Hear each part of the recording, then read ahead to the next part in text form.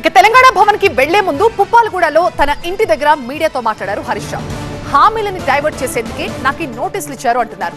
అధికార పార్టీని ప్రశ్నిస్తున్నందుకే నోటీసులు అంటున్నారు హరీష్ రావు. నిన్న ఉదయం తాను రేవంత్ బావమరిది భాగవతం బయటపెట్టాను, సాయంత్రానికే నాకు నోటీసులు వచ్చాయంటున్నారు. ఈ దండుపాలెం ముఠ రేవంత్ రెడ్డి కేబినెట్ ఏ రకంగా వాటాలు పంచుకోవడంలో తన్నుకుంటున్నారో అన్ని విషయాలు బయటపెట్టాం. అంటే రాబోయేటువంటి మున్సిపల్ ఎన్నికల ముందు వీళ్ళ అవినీతి బయటపడుతుందని, వీళ్ళ అవినీతి బట్టబయలవుతుందని, వీళ్ళ బండారం బయటపడ్డదని ఒక డైవర్షన్ టాక్టిక్స్కు ఇవాళ రేవంత్ రెడ్డి గారు మాకు నోటీస్ ఇచ్చారు.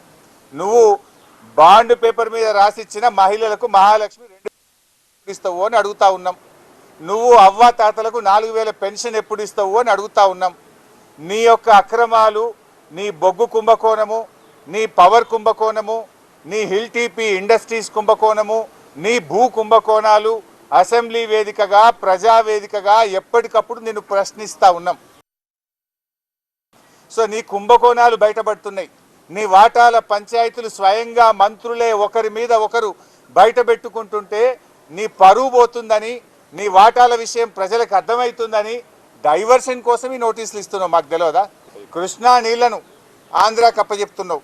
అదేవిధంగా గోదావరి నీళ్లను ఇవాళ చంద్రబాబు నాయుడు గారి ప్రభుత్వం, ఆంధ్రప్రదేశ్ ప్రభుత్వం గోదావరి నీళ్లను మళ్లించి మరి బనకచెర్లకు, నల్లమల్ల సాగర్ తీసుకుపోతుంటే నీ చేతగాని తనాన్ని ఎప్పటికప్పుడు నిలదీసింది బీఆర్ఎస్ పార్టీ, ప్రశ్నించింది బీఆర్ఎస్ పార్టీ, నీ యొక్క బండారాన్ని బయటపెట్టింది బీఆర్ఎస్ పార్టీ.